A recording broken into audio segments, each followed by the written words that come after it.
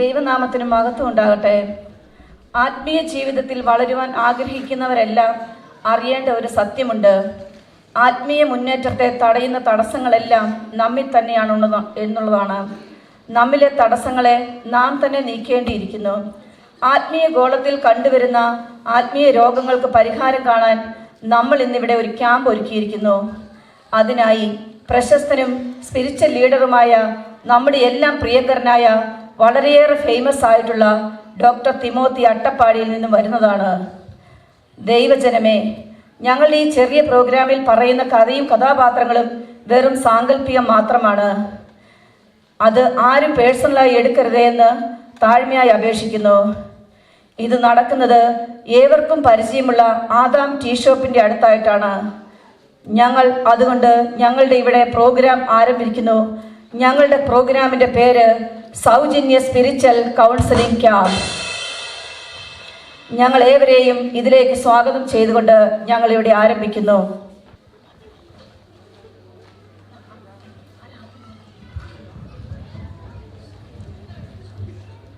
ആഹാ, ഇതെന്താ ഇന്ന് നമ്മുടെ കടയുടെ മുമ്പിൽ പുതിയൊരു ബോർഡ് ഉണ്ടല്ലോ, സൗജന്യ സ്പിരിച്വൽ ക്യാമ്പോ. ഇന്നത്തെ കച്ചവടം കുശാലായി.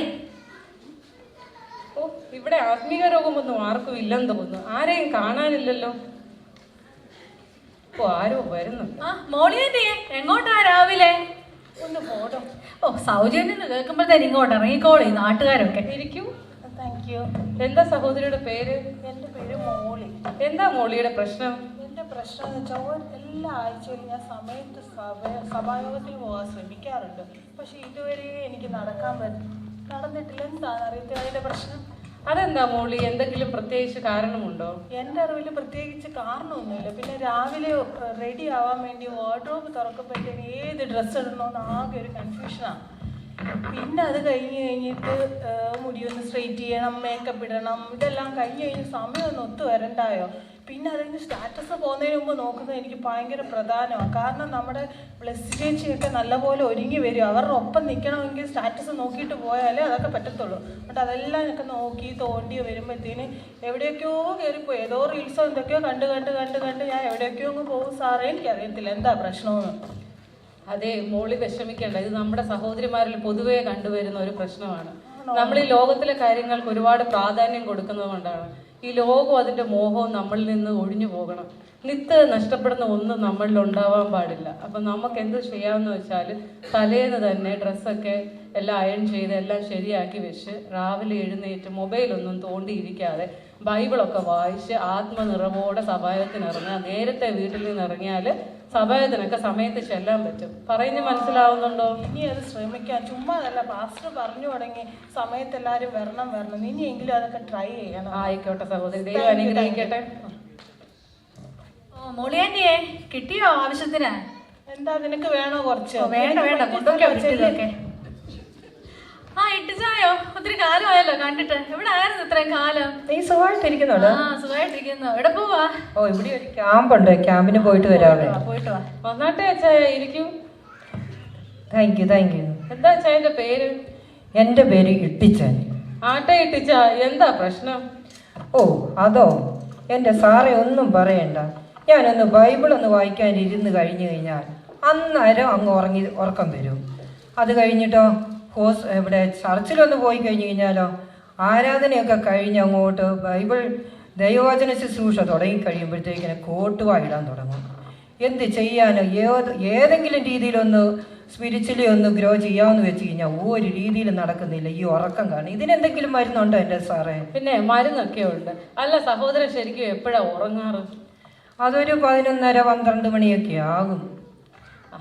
ഇത് ശരിക്കും പറഞ്ഞാൽ ഒരു രോഗമാണ്. നമ്മൾ മാറ്റിയില്ലെങ്കിൽ അടുത്തിരിക്കുന്നവർക്കും കൂടെ പകരുന്ന ഒരു രോഗമാണ്. ശരിക്കും പറഞ്ഞാൽ പ്രസംഗിക്കുന്ന പാസ്റ്റർക്കാർക്ക് നിങ്ങളെക്കാട്ടി ബുദ്ധിമുട്ട്. നിങ്ങളെങ്ങാണോ ഉറങ്ങിന്ന് ചെയറേന്നെങ്ങാണോ കാലും കയ്യോ ഒടിയോ എന്നായിരിക്കും ആ കർത്തൃദാസന്റെ വിഷമം മുഴുവനും.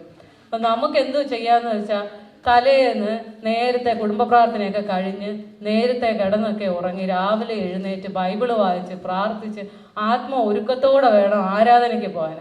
ആരാധനയ്ക്ക് ചെന്ന് കഴിഞ്ഞാലോ നിങ്ങൾ ദൈവസന്നിധിയിലാണ് ഇരിക്കുന്നത് എന്നുള്ളൊരു ഉത്തമ ബോധ്യം വേണം. ദൈവമായ കർത്താവിനെ പൂർണ്ണ ഹൃദയത്തോടും പൂർണ്ണ ആത്മാവോടും സേവിക്കണമെന്നാ ദൈവവചനത്തിൽ പറയുന്നത്. മനസ്സിലാവുന്നുണ്ടോ? മനസ്സിലാവുന്നുണ്ട് സാറേ. പക്ഷെ ഈ ഇടയ്ക്കിടയ്ക്കൊക്കെ ഓരോരുത്തർ വരുന്ന ഈ ഹല്ലേലൂയയും ഗ്ലോറിയും ഒക്കെ പറയുന്നത് ചിലപ്പോ ഈ ഉറക്കം വരുന്നതിന് അതെ, ഉറക്കം വരുവാണെന്ന് ഉറക്കെ ഹല്ലേലൂയയും ഗ്ലോറിയും പറയുന്നത്. അപ്പൊ നമ്മൾ ഉറങ്ങത്തില്ല, അടുത്തിരിക്കുന്നവരും ഉറങ്ങത്തില്ല. ഓക്കെ, ഞാൻ ശ്രമിക്കാം കേട്ടോ സാറേ. Thank you. ശരി സഹോദര, ദൈവം അനുഗ്രഹിക്കട്ടെ. ഇട്ടിച്ചായോ, എന്നാ ഒരു ചായ ഒക്കെ കുടിച്ച് വർത്താനൊക്കെ പറഞ്ഞിട്ട് പോവാം. ബായോ. ആ കപ്പിക്ക് ഇവിടെ വെച്ചിട്ട് പോ, എനിക്ക് പിന്നെ വേണ്ടത്. ഇന്നത്തെ കച്ചവടം ഭയങ്കരമാ. ആ, എന്നാ പോയിട്ട് പോ കേട്ടോ. പിന്നെ കാണാം. ശരി ശരി.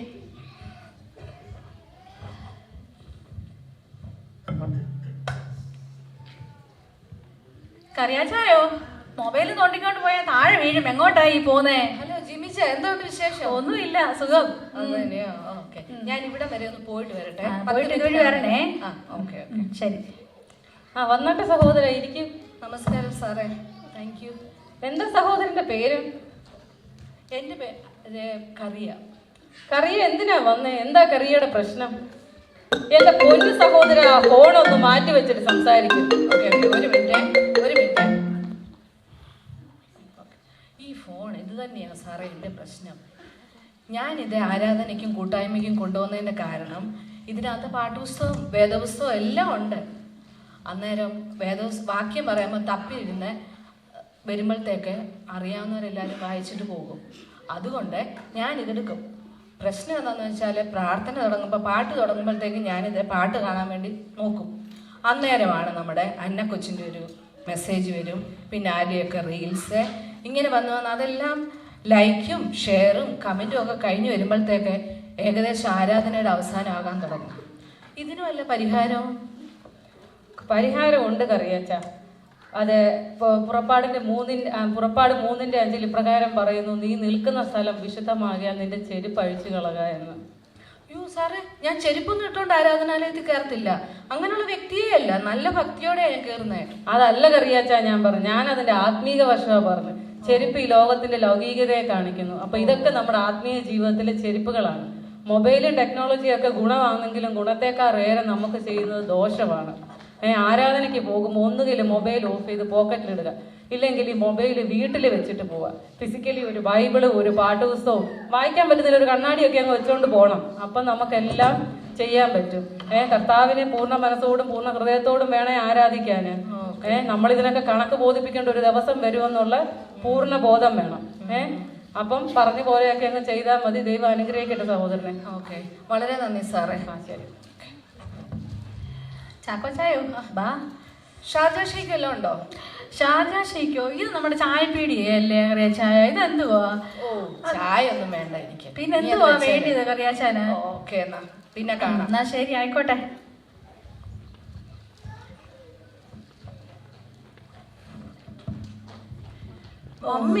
ഡുണ്ടുമോള് വരുന്നുണ്ട്. ഡുണ്ടുമോളെ, ഹലോ ജിമ്മി ചേട്ടാ. ഡുണ്ടുമോക്ക് കിൻഡർ ജോയ് വേണോ? ഓ, കുടുംബമായിട്ടാണല്ലോ. ഇരുന്നാട്ടെ സഹോദരി, എന്താ പേര്? ഡുണ്ടുമോള് വരുന്നുണ്ട്. കിൻഡർ ജോയ് ഒക്കെ എടുത്തു വെക്കാം. ഞാൻ വന്ന മെയിനായിട്ടുള്ള കാരണം എന്താണെന്ന് ചോദിച്ചാൽ, ഇത് എൻ്റെ മോള് ഡുണ്ടുമോള്. ഇവിടെ പ്രോബ്ലം എന്താണെന്ന് ചോദിച്ചാൽ, ഇവിടെ സ്കൂളിലൊക്കെ വളരെ ആക്റ്റീവാണ്. എല്ലാത്തിനും ഫസ്റ്റ്. എൻ്റെ മോളെ അടങ്ങിക്കും മോളെ, പിന്നെ വാങ്ങാം. എൻ്റെ മോളായതുകൊണ്ടൊന്നും പറയാമല്ല, എല്ലാത്തിനും അവളെ നമ്പർ 1. പക്ഷേങ്കിൽ സൺഡേ സ്കൂളിൻ്റെ കാര്യങ്ങൾ, മെമ്മറി വേഴ്സ്, മറ്റുള്ള കാര്യങ്ങളെല്ലാം മറന്നു പോകും. അതിന് എന്തെങ്കിലും സൊല്യൂഷൻ ഉണ്ടോ? എന്തായിട്ടുണ്ട് മോളെ? സൺഡേ സ്കൂളിന്റെ കാര്യങ്ങളൊന്നും പഠിക്കാറില്ലേ മോള്? അങ്ങളെ പപ്പയാ എല്ലാം സ്കൂളിൻ്റെ കാര്യങ്ങളൊക്കെ നോക്കുന്നത്. സൺഡേ സ്കൂൾ പഠിപ്പിക്കാൻ ആരുമില്ല, അതിന് ട്യൂഷൻ പോലും ഇല്ല. ഇത് കുഞ്ഞുങ്ങളുടെ പ്രശ്നമല്ല, ഇത് മാതാപിതാക്കളുടെ പ്രശ്നമാണ്. സ്കൂളിലെ കാര്യങ്ങൾക്ക് ഇമ്പോർട്ടൻസ് കൊടുക്കുന്നു. അതിൻ്റെ കാര്യങ്ങൾക്ക് എല്ലാ സബ്ജക്റ്റിനും ഓരോരോ സ്പെഷ്യൽ ട്യൂഷനും കൊടുത്ത് അതിന് വളരെ ഇമ്പോർട്ടൻസ് കൊടുക്കുന്നു. മാതാപിതാക്കൾക്ക് കുഞ്ഞുങ്ങളുടെ സൺഡേ സ്കൂളിൻ്റെ ഒക്കെ പഠിപ്പിക്കാനോ വചനം പറഞ്ഞു കൊടുക്കുവാനോ അവരെ പ്രാർത്ഥിപ്പിക്കാനോ ഒന്നും സമയമില്ല, അതിനുള്ള താല്പര്യവുമില്ല. സദൃശ്യവാക്യം 22:6 ഇപ്രകാരം പറയുന്നു: ഭാരം നടക്കേണ്ടുന്ന വഴിയിൽ അവനെ അഭ്യസിപ്പിക്കുക, വൃദ്ധനായാലും വിട്ടുമാറുകയില്ല. അങ്ങനെ പറയുന്നുണ്ടോ? ഇത് എവിടെയാണ് പറയുന്നത്? എനിക്ക് അയ്യോ, സദൃശ്യവാക്യം, സങ്കീർത്തനം കഴിഞ്ഞ സദൃശ്യവാക്യം വീട്ടിൽ പോയി വായിച്ചു നോക്കണം. അങ്ങനെയൊക്കെ ഉണ്ടോ? പിന്നെ എഴുതിയിട്ടുണ്ട് സഹോദരൻ. നീ അത് മൊബൈലിലൊന്ന് സേവ് ചെയ്തേക്കണേ. മാതാപിതാക്കൾ കുഞ്ഞുങ്ങളുടെ ആത്മീയ കാര്യങ്ങൾക്ക് ഇമ്പോർട്ടൻസ് കൊടുക്കണം, ഇല്ലെങ്കിൽ പിന്നീട് ദുഃഖിക്കേണ്ടി വരും. സഹോദരി വിഷമിക്കേണ്ട, മോള് മിടുക്കിയായിട്ട് വരും. ഓക്കെ, എന്നാ പിന്നെ അടുത്ത പ്രാവശ്യം നോക്കാം അല്ലേ? ഓ, അടുത്ത പ്രാവശ്യം തന്നെ ഉണ്ടല്ലോ, കുഞ്ഞ് മിടുക്കിയായിട്ട് വരും, പ്രാർത്ഥിച്ചാൽ മതി. ഓക്കെ എന്നാ. ഡുണ്ടുമോളെ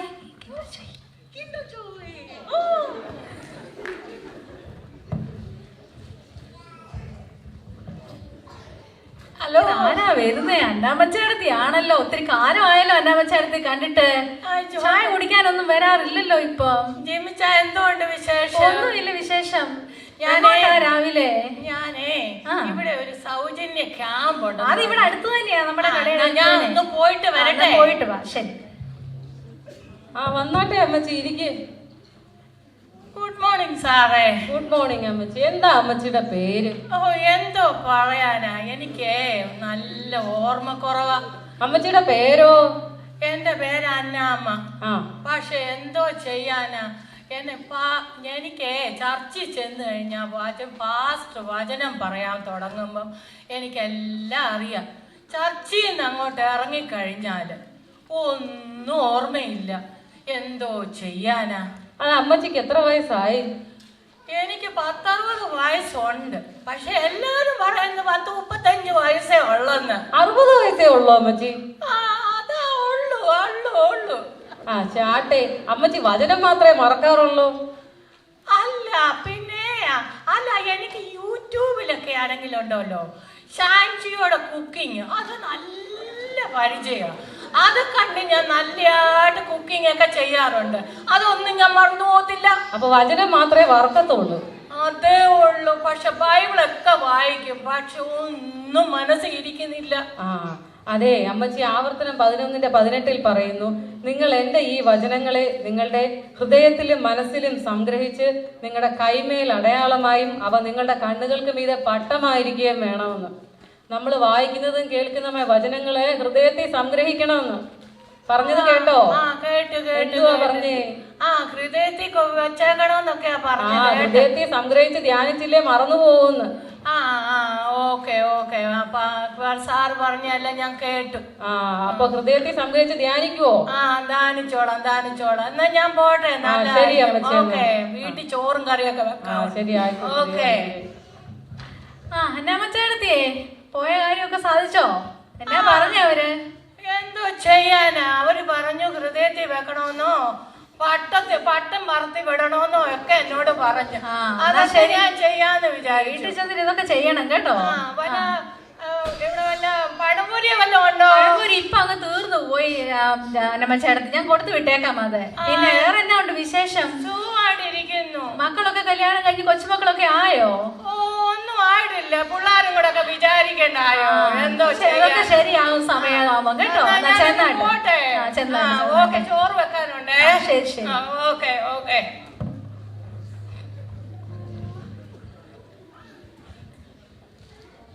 ഈ വിദേശത്തു നിന്നുള്ള മനുഷ്യനല്ലല്ലോ, ഒരു പുതുക്ക പണക്കാരനെ പോലെ ഉണ്ടല്ലോ.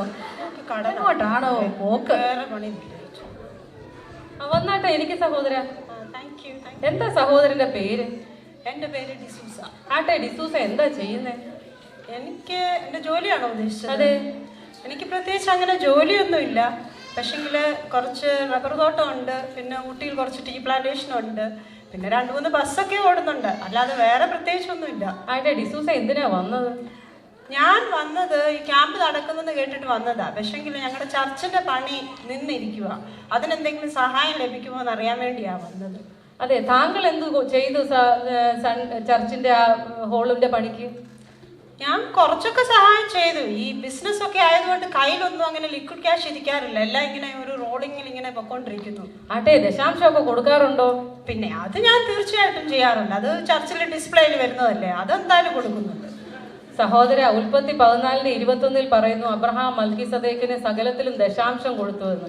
ഉൽപ്പത്തി തുടങ്ങി ബൈബിളിലുടനീളം ദശാംശത്തെക്കുറിച്ചും ദേവാലയം പണിക്ക് ജനങ്ങൾ സ്വമേധ ദാനങ്ങളെ കൊടുത്തതിനുമൊക്കെ പലയിടത്തും കാണുന്നുണ്ട്. മർക്കോസിൽ 12 നമ്മളൊരു വിധവയെ കാണുന്നു. തനിക്കുള്ള മുഴുവനും ഭണ്ഡാരത്തിലിട്ടൊരു വിധവയെക്കുറിച്ച് കാണുന്നു. സന്തോഷത്തോടെ കൊടുക്കുന്നവനെ ദൈവം സ്നേഹിക്കുകയും ചെയ്യും, അനുഗ്രഹിക്കുകയും ചെയ്യും. ആ അനുഗ്രഹം എങ്ങനെയാണെന്ന് മലാക്കി 3 ഇപ്രകാരം പറയുന്നു, ആകാശത്തിന്റെ കിളിവാതിലുകളെ തുറന്ന സ്ഥലം പോരാതെ വരുവോളം അനുഗ്രഹങ്ങൾ തരുമെന്ന്. അല്ല സഹോദരൻ എന്താ ചിന്തിച്ചുകൊണ്ടിരിക്കുന്നത്? അതെ, ഞാൻ പോട്ടെ, എനിക്ക് ഒത്തിരി കാര്യങ്ങൾ ചെയ്തു തീർക്കാനുണ്ട് കേട്ടോ. കർത്താവേ, പറഞ്ഞത് കൂടിപ്പോയോ? ദൈവം എന്റെ കണ്ണു തുറന്നു. എന്റെ കയ്യിലുള്ളത് കൊടുത്താൽ പള്ളിയിലുള്ള പണി തീരാനുള്ളതേ ഉള്ളൂ. അത് ചെയ്യണം, തീർച്ചയായിട്ടും ഞാൻ ചെയ്യും. എന്തൊക്കെയോ പറഞ്ഞുകൊണ്ട് പോകുന്നുണ്ട്. നല്ല ഒരു മാനസാന്തരം വന്നതുപോലെയാണ് തോന്നുന്നത്. ഓ, ഇന്നത്തെ ആൾക്കാരൊക്കെ കഴിഞ്ഞു തോന്നി. ഈ സഹോദരനെ ഒന്ന് പരിചയപ്പെടണം. ഹലോ സഹോദര, സുഖമാണോ? സുഖമായിട്ടിരിക്കുന്നു. എന്താ താങ്കളുടെ പേര്? എന്റെ പേര് ജിമ്മിച്ചൻ. ആട്ടെ, ഞാനിവിടെ ഒരു ചെറിയ ചായക്കടയൊക്കെ ഇട്ട് എന്റെ ജീവിതം ഇങ്ങനെ കഴിഞ്ഞു പോകുന്നു. ആട്ടെ, ജിമ്മിച്ച രക്ഷിക്കപ്പെട്ടതാണോ? ഓ, എപ്പോഴോ ഒരു കാലത്ത് രക്ഷിക്കപ്പെട്ടതാ. അതെ ജിമ്മിച്ച, ഈ വഴിയെ പോകുന്നവരെയും വരുന്നവരെയും ഒന്നും കളിയാക്കുന്ന അത്ര നല്ല ശീലമല്ല. അതെ, എനിക്കറിയാം. ഇതൊക്കെ എൻ്റെ നാട്ടുകാരാ സാറേ. കാരണം ഇവരൊക്കെ എനിക്കറിയാം, ഇവരൊക്കെ എങ്ങനെയാ പെരുമാറുന്നത്, ഇവരുടെയൊക്കെ സ്വഭാവം നന്നായിട്ട് അറിയാവുന്നതുകൊണ്ടാ അങ്ങനെ പറയുന്നത്. അതൊക്കെ വിചാരിക്കണ്ട. അതൊക്കെ ശരിയായിരിക്കും. ജിമ്മിച്ചൻ ഇവരെയൊക്കെ അറിയാമായിരിക്കാം. പക്ഷെ സദൃശവാക്യത്തിൽ ഇപ്രകാരം പറയുന്നു, വായും നാവും സൂക്ഷിക്കുന്നതിന്റെ പ്രാണനെ കഷ്ടങ്ങളിൽ നിന്ന് വിടുവിക്കുന്നു എന്ന്. നമ്മളെ വായിൽ നിന്ന് വരുന്ന വാക്കുകളൊക്കെ മറ്റുള്ളവർക്ക് ആത്മീകവർത്തന വരുത്തുന്നതായിരിക്കണം, മറ്റുള്ളവരെ ദുഃഖിപ്പിക്കുന്നതാവരുത്. മറ്റുള്ളവരെ ശോധന ചെയ്യുന്നതിന് പകരം നമ്മളെ തന്നെ ശോധന ചെയ്ത് ആത്മീയത്തിൽ മുന്നേറണം. സഹോദരൻ പറയുന്നത് മനസ്സിലാവുന്നുണ്ടോ? എനിക്ക് മനസ്സിലായി സാറേ. പറഞ്ഞതിൽ വിഷമമൊന്നും ഇല്ലല്ലോ? വിഷമവും ഇല്ല. എൻ്റെ വാക്ക് ഇത്രത്തോളം ആയിരുന്നതെന്ന് എനിക്ക് ഇപ്പോഴാണ് മനസ്സിലായത്. ഇതൊക്കെ മാറ്റി ഇനി ദൈവത്തിന് വേണ്ടി നല്ലവരായി ജീവിക്കുവാൻ എന്നെ തന്നെ സമർപ്പിക്കുന്നു.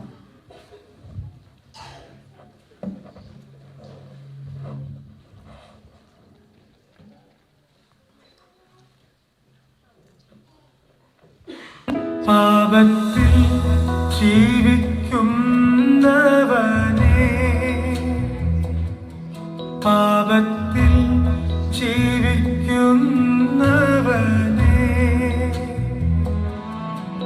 നിന്റെ പേർക്കല്ലോ തോന്നീരക്ഷകൻ, നിന്റെ പേർക്കല്ലോ തോന്നി രക്ഷകൻ. തള്ളുക നിന്റെ പാപമെല്ലാം, തള്ളുക നിന്റെ പാപമെല്ലാം, കള്ളമേറുന്നിന് കേട്ടതും ഉള്ളിൽ നീ, കള്ളമേറുന്നിന് കേട്ടതും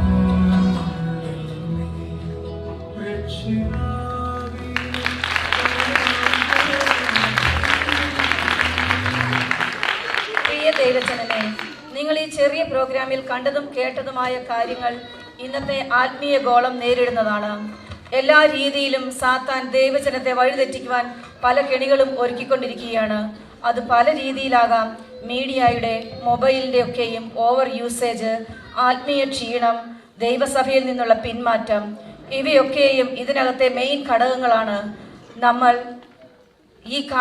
നമ്മൾ ദൈവമക്കൾ അതിനൊക്കെ ഒരു പരിധി വെച്ച് ദൈവസന്നിധിയിൽ കൂടുതൽ വിശ്വസ്തരായി ദൈവവചനത്തിൽ അടിയുറച്ച് മുന്നോട്ട് ജീവിക്കണമെന്ന് ആഹ്വാനം ചെയ്യുന്നു. ഈ കർത്താവിൻ്റെ വരവ് വാതിൽക്കൽ എത്തിയിരിക്കുകയാണ്. അതിനായി നമുക്ക് ഒരുക്കമുള്ളവരായിരിക്കാം. അതിനായി ഏവരെയും ദൈവം സഹായിക്കട്ടെ എന്ന് ആശംസിച്ചുകൊണ്ട് സേറാസ് മിഷന്റെ ഈ ചെറിയ പ്രോഗ്രാം ഇവിടെ അവസാനിക്കുന്നു. എല്ലാവരെയും ദൈവം അനുഗ്രഹിക്കട്ടെ. Thank you, Sarah's Mission. That was a great skit. I hope everyone enjoyed that. Next, we have a senior girls choreography. May God bless you all.